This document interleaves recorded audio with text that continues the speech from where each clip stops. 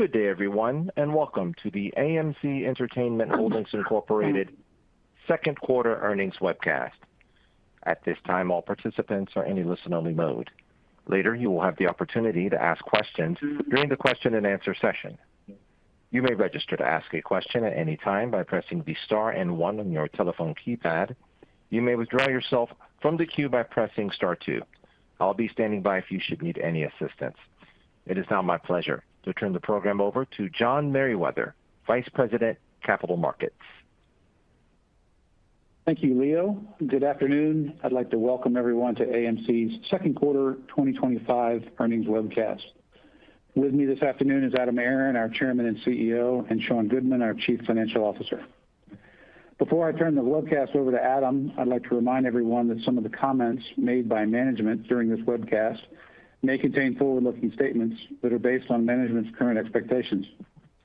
Numerous risks, uncertainties, and other factors may cause actual results to differ materially from those that might be expressed today. Many of those risks and uncertainties are discussed in our most recent public filings, including our most recently filed 10-K and 10-Q. Several of the factors that will determine the company's future results are beyond the ability of the company to control or predict. In light of the uncertainties inherent in any forward-looking statements, listeners are cautioned against relying on these statements. The company undertakes no obligation to revise or update any forward-looking statements, whether as a result of new information or future events. On this webcast, we may reference non-GAAP financial measures, such as adjusted EBITDA, free cash flow, and constant currency, among others.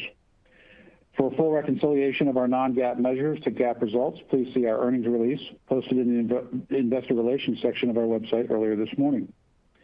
After our prepared remarks, there will be a question and answer session. This afternoon's webcast is being recorded, and a replay will be available in the Investor Relations section of our website at amctheaters.com later today. With that, I'll turn the call over to Adam. Thank you, John. Good afternoon, everyone, and thank you for joining us today. It is earnings day at AMC, and what a day it is. In this second quarter of 2025, AMC showcased the impressive operating leverage that is inherent in our business. Importantly, in Q2, movies from just about every single major and minor studio alike crushed it at the box office in spectacular fashion. With the second quarter domestic industry box office surpassing that of the first quarter of 2025 by a stunning 85%. At AMC, we are particularly pleased that on many of these second quarter movies, our market share way overperformed. That came in part because of our network of especially productive theaters, AMC and Odeon having more premium large format screens than any other exhibitor on the planet, and the effectiveness of our compelling marketing programs. In this year's second quarter, AMC and Odeon rolled out the red carpet for nearly 63 million guests worldwide, a 25.6% increase over the same period last year. Beyond merely attaining that attendance growth, AMC's revenue growth was actually 35.6% above last year's second quarter. Adding in our very tight control of our costs, AMC drove an adjusted EBITDA increase of 391.4% to a highly gratifying $189.2 million. That's a good formula. Revenues way up, combined with quite a tight management of costs. And it generated $150.7 million more adjusted EBITDA in this year's second quarter than was posted in last year's second quarter. It is a simple reality, and hopefully a harbinger of things to come, that if AMC's revenues grow, our EBITDA can soar. With such a sizable increase in adjusted EBITDA, from $38 million and change last year to $189 million and change this year, Our net cash provided by AMC's operating activities in the quarter surged to a positive $138.4 million, such a dramatic turnaround from last year's net cash used in second quarter operating activities of $34.6 million. That's a total favorable swing of $173 million improvement quarter over quarter. I would like to repeat those numbers so that all of you on this call and all of you on this webcast hear them very clearly. In the second quarter of 2025, AMC Entertainment delivered a 25.6% increase in global attendance above that of Q2 24, consolidated revenue growth of 35.6% versus Q2 of 24, consolidated adjusted EBITDA growth of 391.4% versus Q2 of 2024, AMC's $189.2 million of adjusted EBITDA in Q2 2025 was just a hair under 5 times the adjusted EBITDA of Q2 2024. Cash generated from our operating activities of a positive $138.4 million showed a favorable swing of $173 million in this year's Q2 versus Q2 of 24. Needless to say, it's all smiles at AMC today. Our second quarter results are a combination of a recovering industry-wide box office and the undeniable fact that both AMC and Odeon are executing so well in so many different ways. Indeed, we shattered all-time revenue records across nearly every per-patron metric. As for the strengthening industry-wide box office, we firmly believe that this was not a short-lived spike, but rather the beginning of a sustained and powerful resurgence for our entire industry.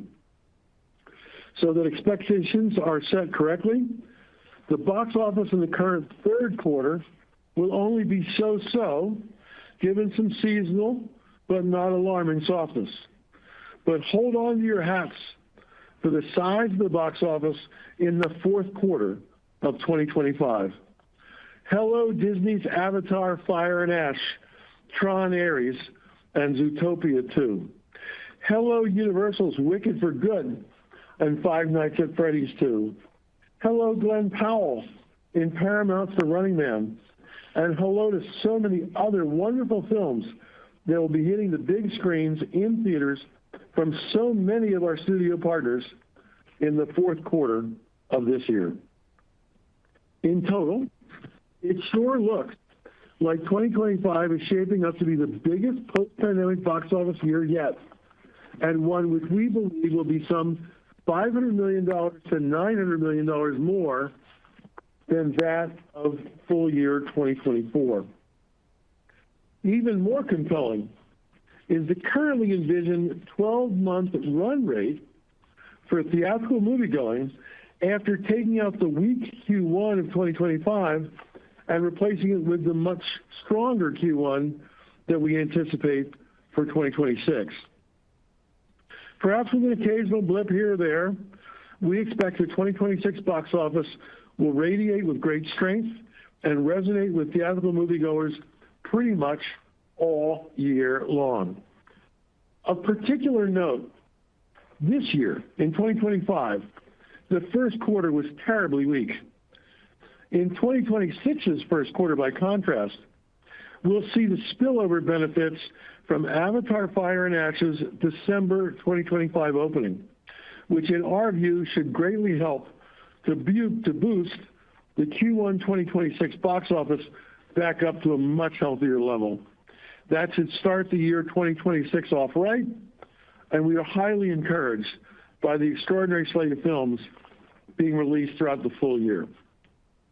It's our view, and we're far from alone with this optimism for 2026, that the 2026 box office will be considerably larger than that of 2025. Turning back to the performance of AMC and Odeon specifically in the just completed quarter, we set record after record in this year's second quarter. For the first time ever, AMC's consolidated admissions revenue per patron topped $12, coming in at $12.14. Our consolidated food and beverage revenue per guest jumped to a record of $7.95. And our total consolidated revenue per patron at AMC and Odeon hit an unprecedented $22.26 for us. We believe that these new records powerfully validate the rationale behind our various strategic initiatives and the fact that consumers view moviegoing at AMC and Odeon to be highly attractive out-of-home entertainment experiences. In addition to setting new operational records during the quarter and delivering a powerful earnings report as a result, just as important, we've continued to fortify our balance sheet. As you know, in July, we just closed a series of transformative transactions, including receiving more than $240 million in cash from new debt issuance and the equitization of at least $143 million in debt, with the potential to equitize even more, up to a total of $337 million. We have now addressed all of our 2026 debt maturities, pushing them out to 2029. That's 4 years from now. In so doing, we've put in place a solid foundation to capitalize on what we believe will be our industry's continued growth momentum and our company's continued growth momentum, which should be especially evident in the fourth quarter of 2025 and continuing deeply into 2026. If I had to pick out just one set of words to characterize AMC's strong performance in the second quarter of 2025 and our optimism and our confidence about AMC's expected performance for 2026, it would be these.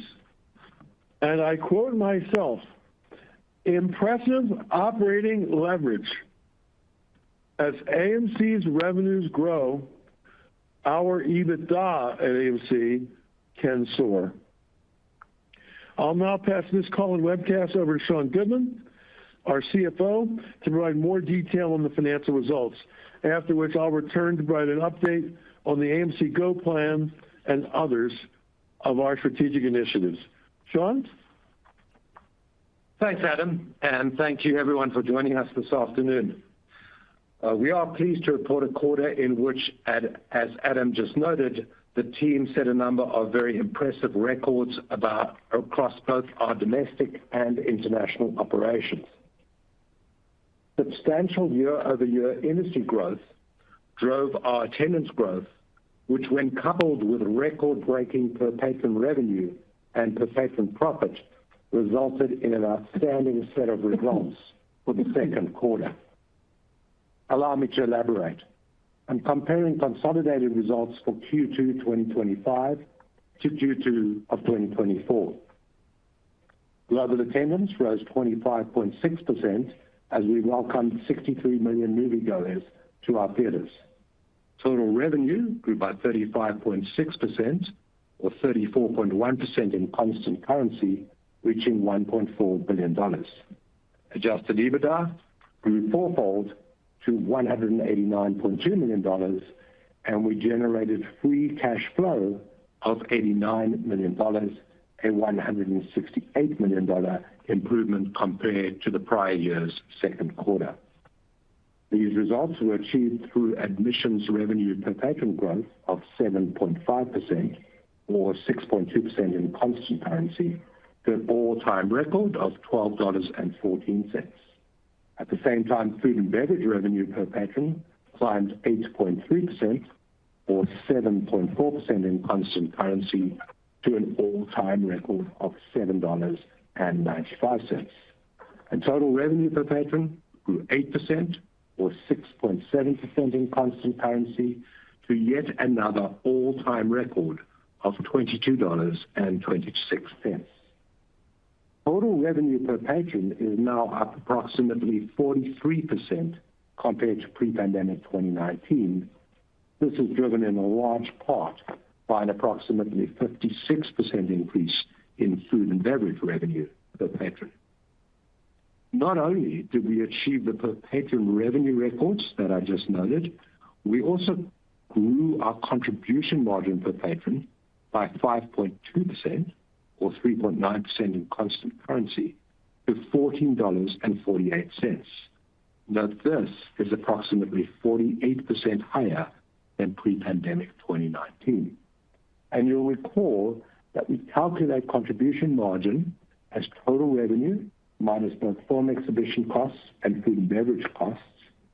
And this is then divided by total attendance to get to a contribution margin per patron.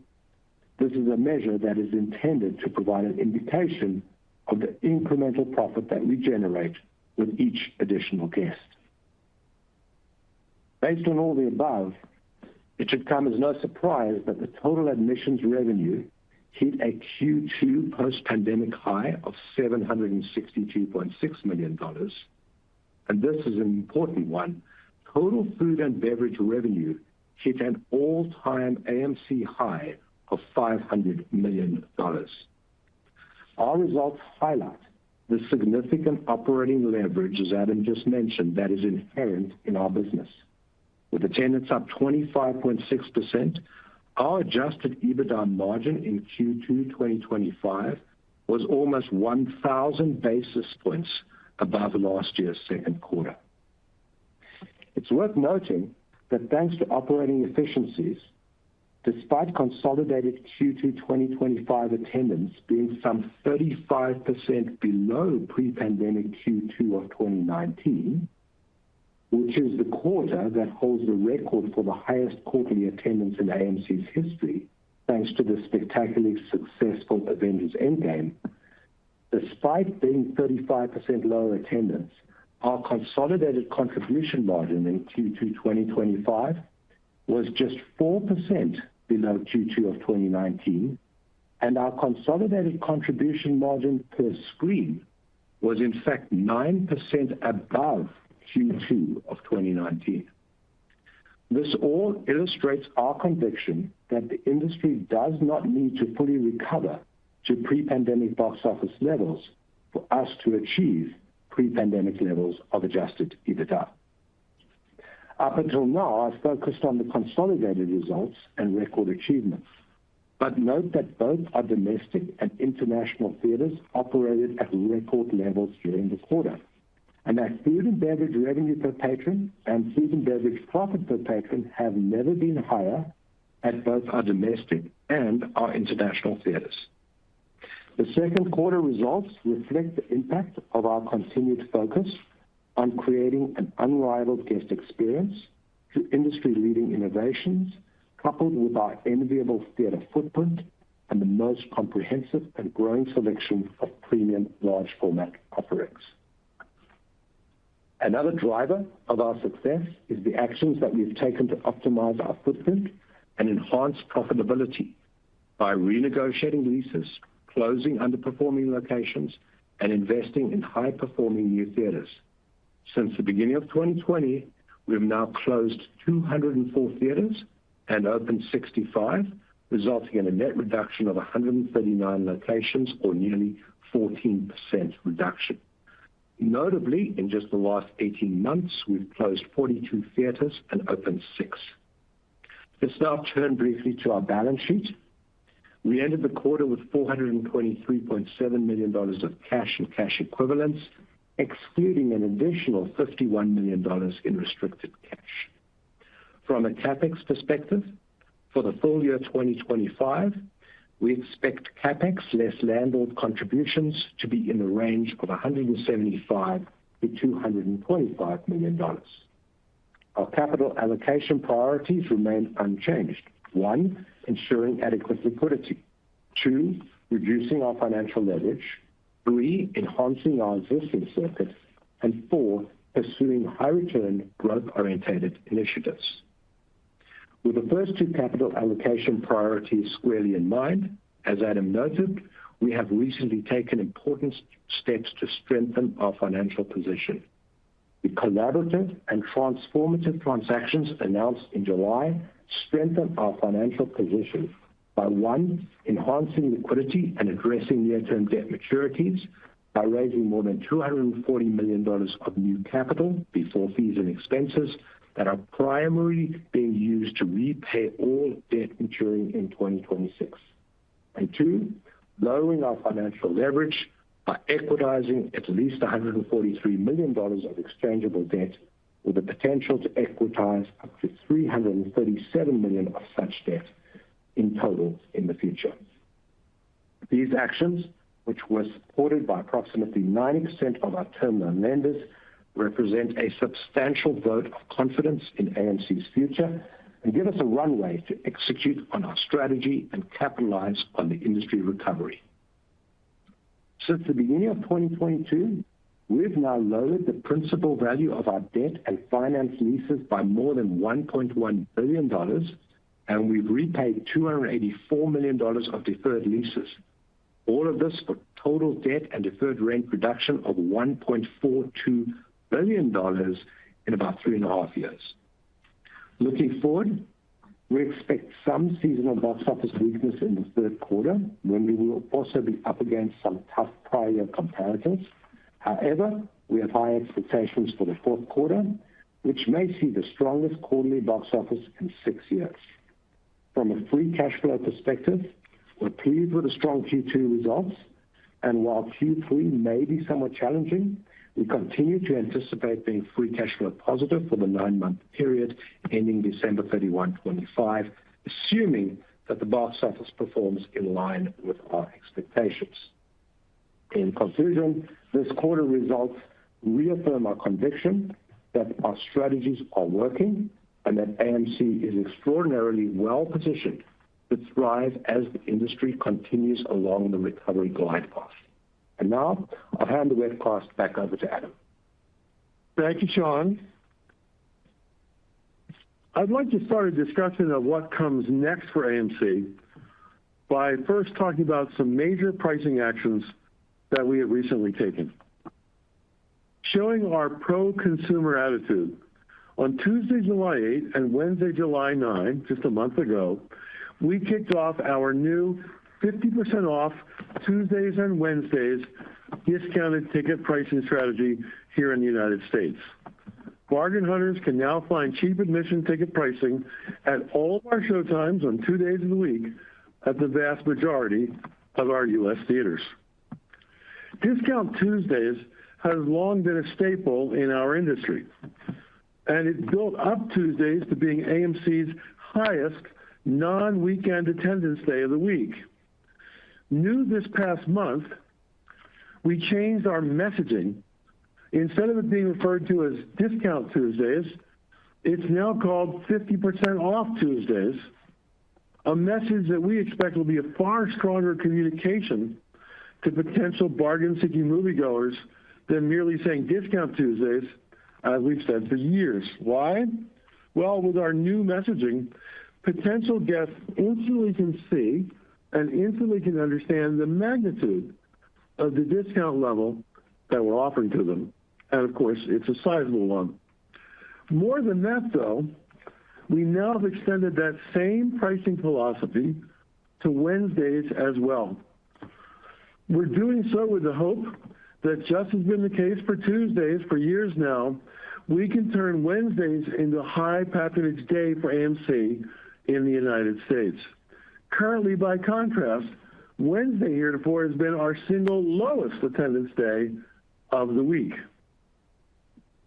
We're only 4 weeks into this important new pricing initiative, so it's too early to declare victory yet. But we definitely have seen attendance spikes, and we are highly encouraged by the starting attendance numbers that we've seen so far as a result of the changes we've made in the Tuesday messaging and the extension of those same discounts to Wednesdays at our U.S. theaters. 2 other really important things to note about our 50% off Tuesdays and Wednesdays effort. First, this discount is only available to members of our AMC Stubs loyalty program, but that includes any instantaneous new member signups. So that gives consumers a powerful incentive to join our loyalty program, which in turn allows us to track their patronage and market to them directly by communicating with them often. It's an ingenious acquisition device for us to gain new loyalty program member signups. Second, and this may be something that many of you are unaware of, because we knew that we would be doing so much, and so visibly so, to offer bargains to bargain seekers. Knowing that, having a discount and Tuesday and Wednesday effort in the works also gave us the courage a couple of months ago to broadly raise prices at our U.S. theaters on Thursdays, Fridays, Saturdays, Sundays, and Mondays, when most of our patronage takes place. That effort has worked out very well, and you'll see that in our second quarter numbers, for example, AMC's average ticket price in the U.S. often meaningfully exceeds the prices realized by some of our most important competitors. The yield management strategies differ at our European theaters, but in looking back at the completed Q2 performance, again, you will see that we've had considerable success in realizing more ticket revenue per guest than was the case in prior quarters for us and is the case still for so many others in our industry. Next, I'd like to turn to the efficacy of some of our most important marketing programs. Our U.S. loyalty program, AMC Stubs, has movie database purchase activity collected on some 36 million U.S. households. That's around 90 million people in total. About half of our total U.S. ticket buying guests are members of our AMC Stubs program, paying both for their points and to receive their other recognition benefits that come to them from being a Stubs member. I am particularly excited that on January 1st of this year, we launched a new VIP tier within the Stubs program, a new level between the heretofore Insider tier and the Premier tier. In just 7 short months, we are already pushing close to 500,000 active members in this newly created VIP tier. It's an incredible success story for AMC. Then there's A-List, our monthly subscription program, which also is still a massive hit for AMC. Launched in the middle of 2018, A-List members see an average of about 30 movies per year at an AMC theater. Just recently, like literally in the last few weeks, A-List was ebulliently profiled in the pages of both the Wall Street Journal and the Los Angeles Times, the latter of which described A-List as having cult-like strong consumer appeal, especially with the younger Gen Z. That's so good for AMC, not the articles, but the fact of the appeal of our program to Gen Z customers, because it portends so well not only for our current patronage at AMC theaters, but our future patronage as those A-listers stay with us for years and years to come. Paid membership in A-List is roaring hot. It's currently running up about 15% year over year. Our similar subscription program in Europe, Limitless, also has considerable consumer appeal, especially so in the United Kingdom. Another marketing step forward for AMC Entertainment is this one. In looking back to the arrival on scene in 2021 and since then of retail investors, we knew that they were interested in the prospects of AMC financially. It was obvious to us that we should set out to convert their interest in our company into securing their brand loyalty as movie-going customers as well. So we created the AMC Investor Connect program, which was individually enrolled in. There was no automatic enrollments, no group enrollments. People just sign up one at a time. And incredibly, AMC Investor Connect now has some 1.7 million enrolled members, another marketing success for AMC. And finally, there's our consumer advertising featuring Nicole Kidman. It certainly has hit the zeitgeist both in the United States and across the United Kingdom and Europe. All of us at AMC and all of us at Odeon are existentially proud that Nicole Kidman continues to be such a central part of our marketing activity. Speaking of global celebrity, the movie distribution effort that was such a success for AMC, starting with Taylor Swift and Beyonce in 2023, continues to deliver for us. Last year, we did a Billie Eilish album release listening event with Interscope Records. And just this past weekend, AMC exclusively played what I describe as an Eminem love letter to his legion of fans, a documentary called Stans.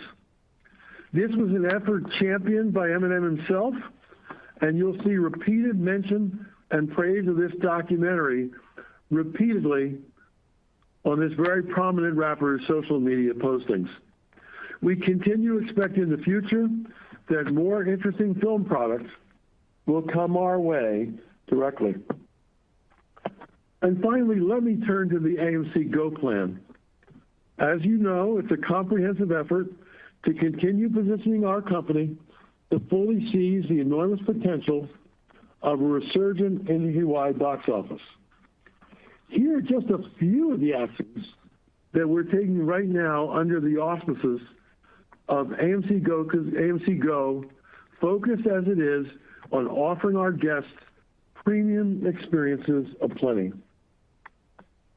We already have started the work to double the number of our already existing IMAX auditoriums that have been stepped up in their quality to the much improved IMAX laser projection technology and enhanced sound systems. We also add some additional IMAX screens as well to our current worldwide total of 220. Paying close attention to the quality of the IMAX experience that AMC offers makes complete sense, given that currently about half of all the IMAX screens in the United States, for example, are located at an AMC theater.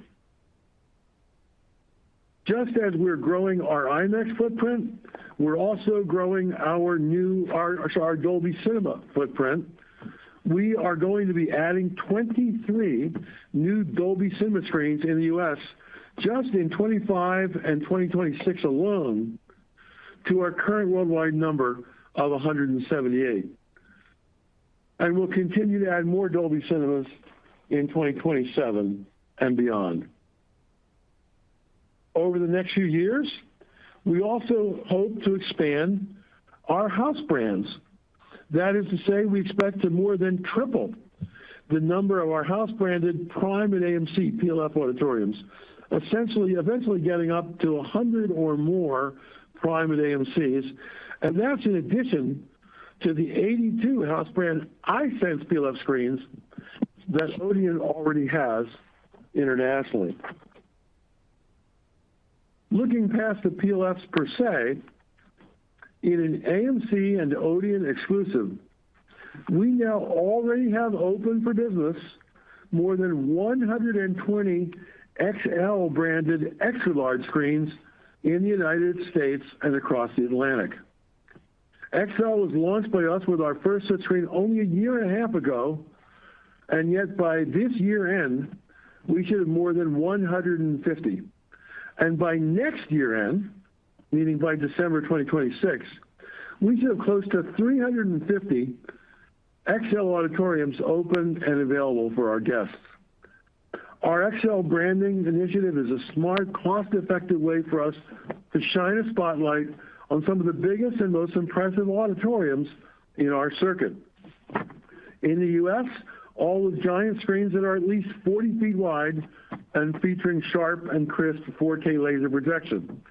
And in all cases, there'll be prominent XL branding that's highly in evidence across our theaters, our website, and our mobile app, and lets guests easily identify and select this upgraded experience that is offered only by AMC and Odeon. And finally, we continue to broadly equip our theaters with state-of-the-art laser projection. Right now, more than 2/5 of our U.S. screens now feature laser projection, which, through brighter, bolder, and more energy-efficient projection, so noticeably improves the dazzling images cast onto our giant silver screens. By year-end, this year, more than 55% of our U.S. screens should have laser projections installed. Laser at AMC is the future, and that future is now. These premium offerings are working. We're seeing strong guest satisfaction, greater capacity utilization, increased frequency of visits, higher loyalty engagement, and increases to our realized prices as we deliver on our mission to offer more premium experiences than any other movie theater circuit in the world. AMC already is the home of premium experiences more than anyone else, and we are going to continue to expand on that lead. In so doing, we offer to AMC and Odeon guests the best movie-going experience imaginable, and we believe that's a key to driving long-term profitable growth in our business as a result. As I close today's prepared remarks on this call and webcast, we recognize that there's still much work to be done on our path to a full recovery. The industry box office is still well below what it was pre-pandemic, and yet, as Sean outlined, because of the dramatic increase in our contribution per patron, we actually can see EBITDA levels climb higher than pre-pandemic levels on much lower attendance and a much lower industry-wide box office. We've become remarkably efficient in running our business as a result of all the steps we've taken to improve our performance over the past 5 years. But more than just that, it is also a fact that we could not be more confident about the resurgence of the industry box office. It's finally a tailwind for AMC, not the headwind that it's been since 2020.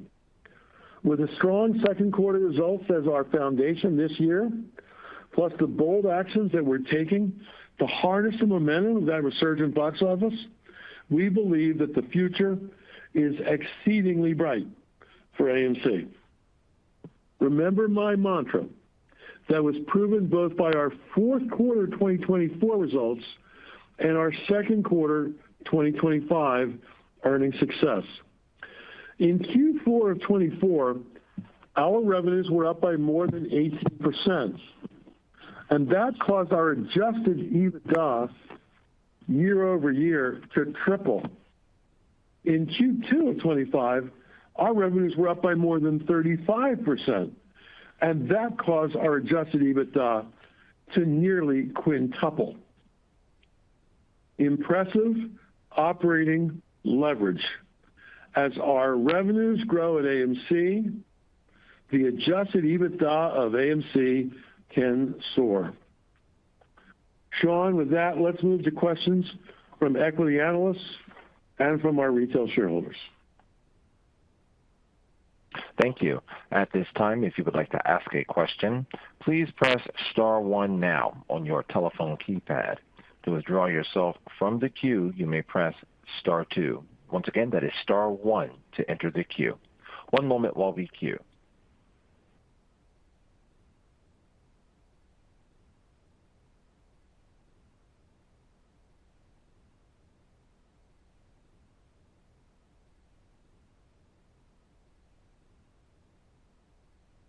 And once again, that is *1.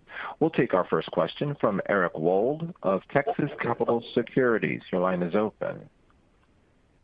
Thanks. Good afternoon, everybody. A couple questions. I guess first off on pricing. So you talked a lot about pricing out. I mean, you obviously mentioned the 50% off Wednesday pricing that you implemented about a month ago to bring in the bargain hunters, and you also mentioned you took up or felt comfortable enough to raise prices every other day of the week except Tuesday. And I think you still have surcharges on some of the blockbuster films kind of opening weekend. So I guess you're comfortable raising prices on tickets kind of in this macro environment. Maybe talk a little about food and beverages. What are your thoughts there once you get the consumers into the theaters? Are you taking up prices on food and beverage? Are you more focused on driving incidents and getting people to the counters instead of taking up price? Where's the focus there, and what is the best way that you found to drive incidents recently? What's worked the best there? First of all, hello, Eric. Welcome back. Thank you. Maybe you're a good luck. Maybe you're a good luck charm. You're back and we delivered a quarter to end all quarters. So first of all, on pricing of tickets,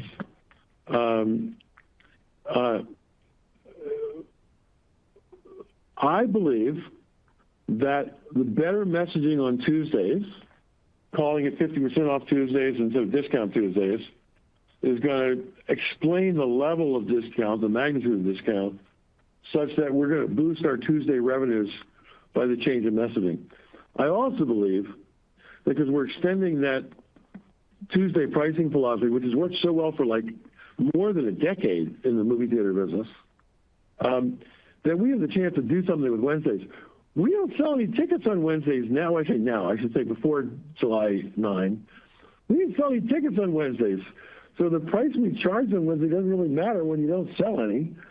And I'm actually hopeful that we can start to see Wednesday admission revenues rival Tuesday admission revenues, turning what is now the poorest day of the week for attendance into the strongest non-weekend day of the week for attendance, that being Tuesday. And as I said, the early signs, you can't declare victory in 4 weeks, but the early signs are quite encouraging that consumers are noticing. So that's Tuesday, Wednesday down. But Tuesday, Wednesday down, as I said before and as you repeated, meant that Thursday to Mondays we took up. And we've seen no pushback on the prices we've collected for tickets. We had an average price 2 weekends ago over $14 in the United States. Those kind of eye-popping numbers, given where pricing has been in recent years and where it is even today at some of our competitors. The other thing that gives us confidence in having taken those pricing actions, and I want to be clear, I comply with the law very carefully. I'm making no comments about what we will do with pricing going forward. I'm only talking about actions that we've taken on pricing retroactively in the rearview mirror, which we can't talk about the former and we can talk about the latter. I would point out that our confidence in what the consumer is willing to pay to go to a movie, in part comes from the success of our PLF auditoriums, because our PLF auditoriums often charge a $6 or $7 upcharge for an IMAX or a Dolby Cinema screen instead of a regular screen. Our primes sometimes get $3 to $6 more than our regular auditoriums. Our Real D 3D screens usually get $3 to $4 more than our regular screens. And these formats have been killing it. If you look at when we put a movie on sale, guess what tickets sell first? It's our premium large format screens at prices that are 30, 40, 50% higher than our regular auditoriums. That suggests to me that the consumer has demonstrated clearly that it's willing to pay up for the best. And so therefore the challenge for AMC is to deliver them the best. And that's why we're putting laser projection into our regular auditoriums. as I said, as we sit today, 43% of our screens in the U.S. now have laser projection.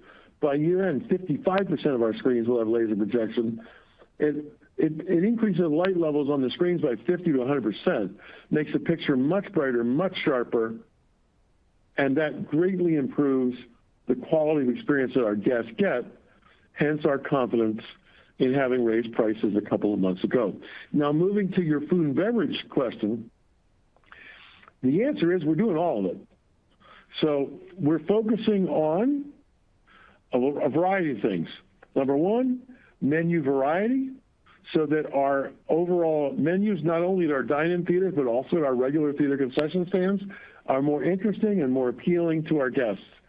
Second, we've added because we've added so much variety to the experience, we've been successful in selling more units per transaction to a guest. So a guest who used to buy one product now buys two. A guest who used to buy two now buys three. A guest who used to buy three now buys four. We've also had dramatic success in getting more people to stop at the concession stand and actually buy from us. It is a stunning statistic how many people can go to a movie theater, just pay us their historic $12 or more recently $13 or $14 ticket price to get in. That's for an average screen, not for a PLF screen.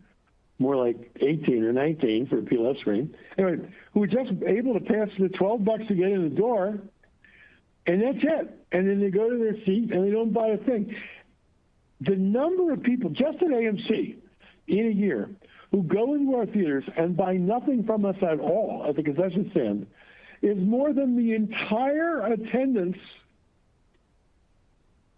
of any Major League Baseball team in the entire American League or the entire National League. It is amazing. And yet, one of the things that's caused real success for us ever since we reopened from COVID 5 years ago is more and more people are no longer bypassing the concession counter. They're stopping at the concession counter, and they're taking advantage of all the things that we now offer. There's a lot of creativity in that. Movie-themed drinks, which we didn't do many years ago. We now have movie-themed drinks just about every weekend of the year. And they're very profitable for us. But it's also true with having 4 kinds of popcorn flavors instead of 1. Having 140 drink flavor choices coming out of a freestyle machine instead of being some movie theater that has a little fountain where they can dispense 8 or 10 or 12 different flavors for the guest. I could go on and on about the variety of things that we're offering our guests, but that's causing more people to stop at the concession stands and buy. It's causing more purchased items per guest. And of course, yes, we have taken some pricing action up as well. Got it. If I can squeeze one in as well. One more.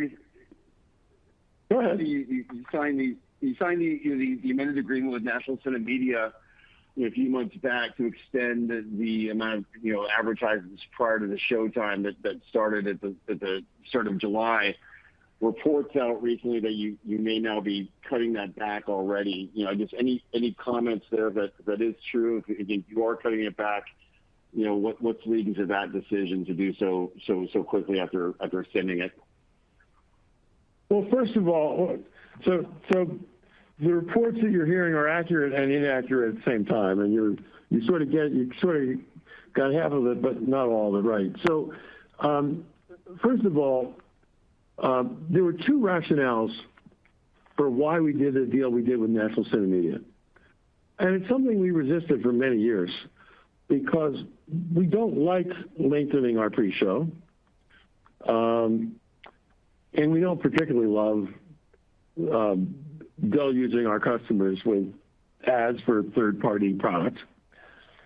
But the first rationale is our 2 largest competitors, Regal and Cinemark, have been doing this for like 6 or 7 years, and we did not. And we noticed that their market share was not being hurt by these actions, and we were foregoing literally tens of millions of dollars a year. And we made this decision in the first quarter, which is a pretty bleak quarter for revenues and profitability. And we really thought it was irresponsible to pass up the monies that our competitors were taking. But there's a second interesting reason. When we bought Carmike in 2016, we inherited the Carmike contract with NCM's biggest competitor called ScreenVision. And ScreenVision is in place in a significant number of our AMC theaters. Under the terms of the ScreenVision contract, the ScreenVision pre-show played until 5 minutes after showtime, whereas the NCM contract called for the pre-show program, as it were, to stop at showtime. So already within the AMC circuit, we had a disharmony, where at some of our theaters, the pre-show with ads continued for 5 minutes post showtime, and at the NCM theaters did not. The first change with the NCM contract is we allowed NCM to have the same 5 minutes of extra pre-show that ScreenVision has had since we bought Carmike in 2016. We saw no pushback at our ScreenVision equipped theaters for the length of our pre-show. The only other change is this 1 minute of platinum spot that is going before, I believe, the second to last trailer prior to the start of the movie. So those are what we added in with NCM, and as I said, it's worth tens of millions of dollars a year to AMC in bottom line EBITDA growth. Now, the press reports that said we're actually going to cut some things back, we're not cutting back the agreement that we put in place with NCM. That is contractual, and it's contractual for many years to come. But what we are going to try to streamline a bit is we run about 4 minutes or so of AMC marketing material and fluffy silence is golden and turn off your cell phone and throw, the things like that as part of our whole pre-show experience. We think we can take, it's like 4 to 5 minutes in length. We think we can easily take 2 to 3 minutes out of that. Another thing that we have to think hard about is we carefully surveyed the number of trailers that we show before the feature film and the number of trailers that our largest competitors show. And it looks to us like we're showing one extra trailer more than our principal competitors, which adds another 2.5 minutes or so to the length of our pre-show package in total. And we knew that when we did the NCM deal, we might have to make a trade-off. If we're going to add 6 minutes of what's called NCM time, we might have to reduce a trailer and might have to edit down some of our marketing fluffier stuff in advance of the feature film. And I mean, I'll give you a perfect example. Right now, like IMAX and Dolby are very successful formats for us. And we put a 1 minute promotional teaser about IMAX or Dolby in front of every feature film. We think we can cut back to 45 seconds. It'll be, in our view, just as effective, just as impactful. We'll tell a great IMAX story. We'll tell a great Dolby Cinema story. But it's 15 seconds saved. 15 seconds here, 15 seconds there. It adds up. We think we can shave 4 or 5 minutes out of it. So it's not that there's been a change of heart. We always knew that when we did the NCM deal that we would probably have to shorten at the same time we were lengthening so that those two vectors offset each other and balance each other out. We know that some consumers love the trailer packages because they get to see what's coming. And we know our studio partners love the trailer packages because the best form of advertising that they'll find anywhere is putting their movie product right in front of moviegoers' faces. But we also know that some of our other consumers think the trailer packages go on too long. and we're trying to find a happy medium. And we're also doing a better job of telling people when the movies will start. People who don't want to get their trailer time, they can come a little later, or if they're anxious, they don't need to be running in the door at the single, dot of showtime like they're going to miss the movie. So anyway, that's the reaction to the whole NCM and pre-show story. Got it. Thanks, Adam. Appreciate it. Thank you. We'll take our next question from Chad Beynon of Macquarie. Please go ahead. Good afternoon, guys. Thanks for taking my question. Nice quarter. Wanted to ask about just the overall portfolio, Adam. And Sean, you went through the net closures over the past couple of years. I think this was one of the first quarters where there was almost zero net closures sequentially. So with that in mind, can you just talk about, given the profit outlook and the more positive view on the industry, are we at a point where we might start seeing, net adds going forward? Obviously understanding that leases come up on an annual basis, but just kind of thinking about the portfolio and the cash flow per screen, could this start to be a floor in terms of the number of units in your portfolio? Thank you. Well, thanks for the question, Chad. There was one really important statistic that Sean left out when he bragged about 205 closures and 65 openings. Is it 205 and 65? 203, 2 something, 204 or something? 200 and change and 65 openings. What he didn't mention is that the 65 openings are outgrossing the 204-ish closures. So we're focusing on the wrong statistic by focusing just on the number of theaters that we closed. What's more important is the profitability of the theaters that we're opening versus the profitability of theaters that we're closing. And in the case of the theaters that we closed, most of them were losing money. When you look at the theaters that we're opening, we've opened hit after hit after hit. There are theaters that we've opened in the last few years that are amongst our highest grossing theaters in the entire United States. What come to mind, the Grove in Los Angeles, Americana at Brand in Los Angeles, Porter Ranch, also in Los Angeles, Topanga at 12, also in Los Angeles. The Grove and Americana are two of our 10 highest grossing theaters week in and week out.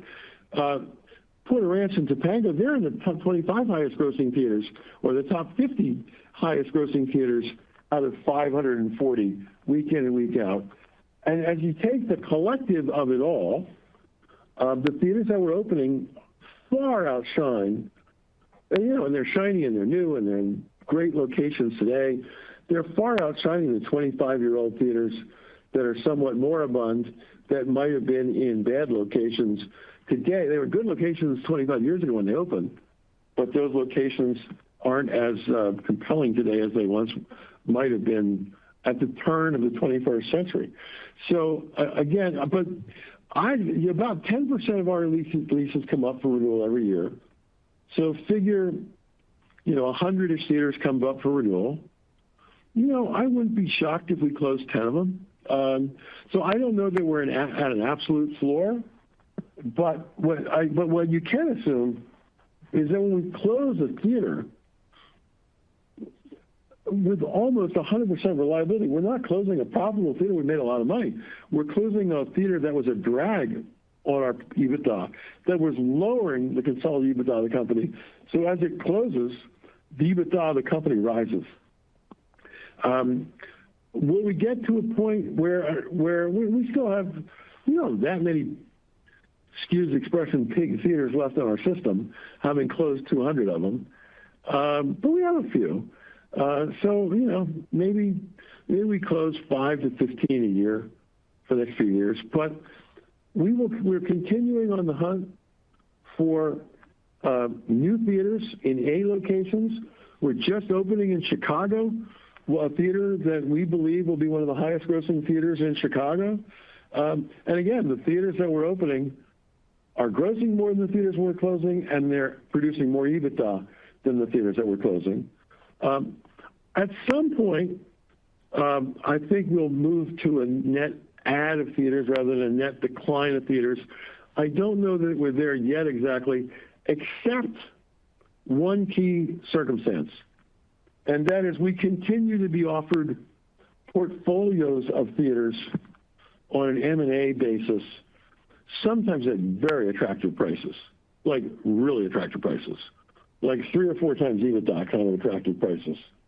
And so I do think if you look forward over the next 36 months, maybe, you'll see that some of our biggest additions of theaters, which might far outstrip some of the closures, may come to us in interesting acquisition opportunities where we can bring theaters in good condition into our fleet at very attractive M&A expenditures.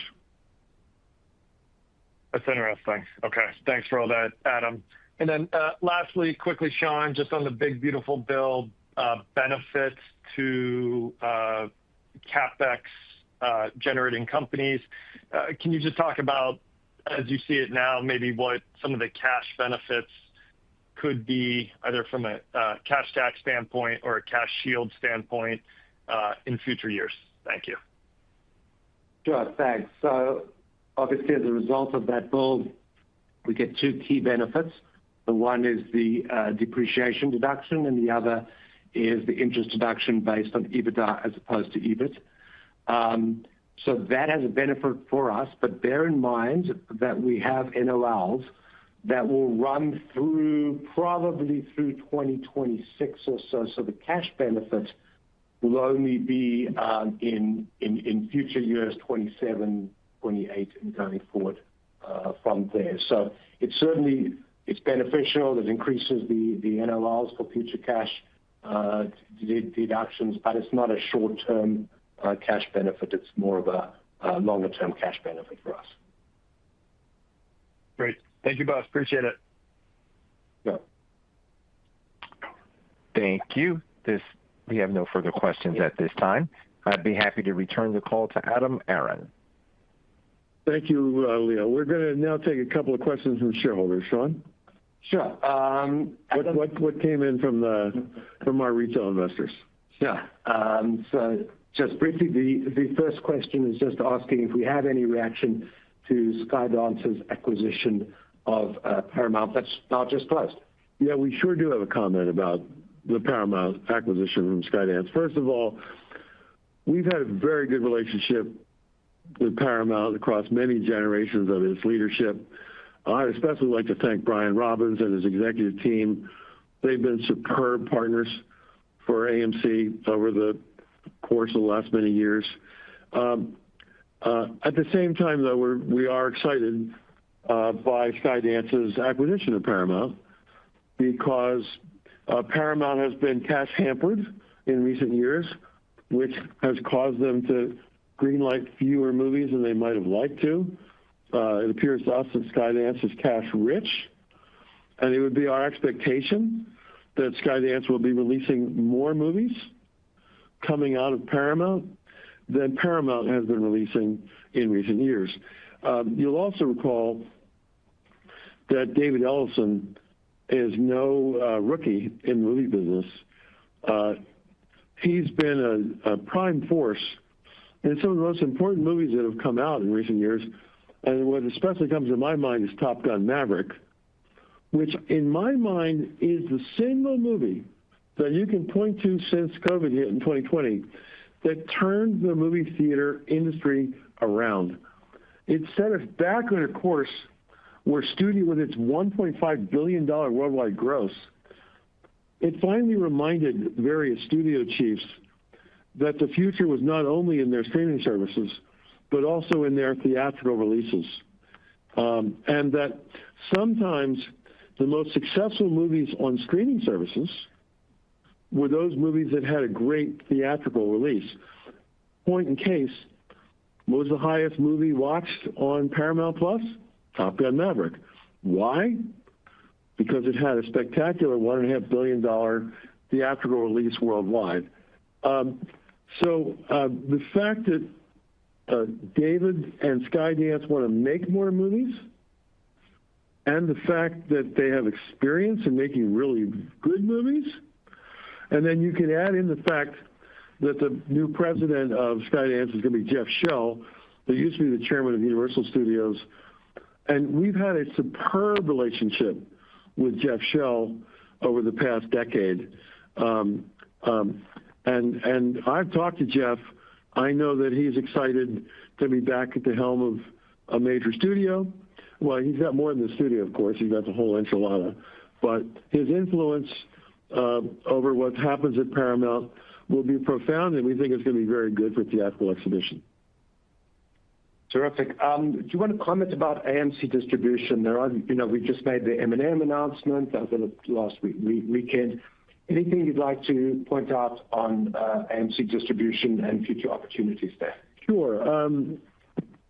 We obviously 2 years ago, we had these massive successes with Taylor Swift and Beyonce, and we've had lots of conversations with lots of world-class artists. Since then, some deals got very close, but then didn't materialize. Others have happened. We did this Billie Eilish album release a year ago. We did this Eminem documentary just this weekend, which is apparently a movie beloved by his fans. It got some spectacular scores on Rotten Tomatoes, I hear. We're in several conversations right now with more world-class talent about more projects coming out as soon as 2026. It's also given us the courage to look more broadly at how movies are distributed, and we had success in distributing some concert movies. Maybe there are some non-concert movies we could help bring into theaters as well. We'll see. The vast majority of our product is always going to come from our studio partners, of course. But I think there's opportunistic profit opportunity. There is plenty of excess capacity in the movie theater industry. I'm an old airline guy. If an airline had fewer than 75% of its seats filled, an airline marketer would have slashed his wrists. In the movie theater industry, we're a church built for Easter Sunday. We only sell less than 20% of our seats in the course of any given year. There's tons of capacity. We certainly have the screens to show more product if there's more product to be made. Terrific. And Adam, finally a question here on AI and the impact on our business and the potential benefits. I wonder if you'd like to comment on that. So, every company in America is talking about AI. Every board of directors in America is talking about AI. We're no different, so we're talking about AI.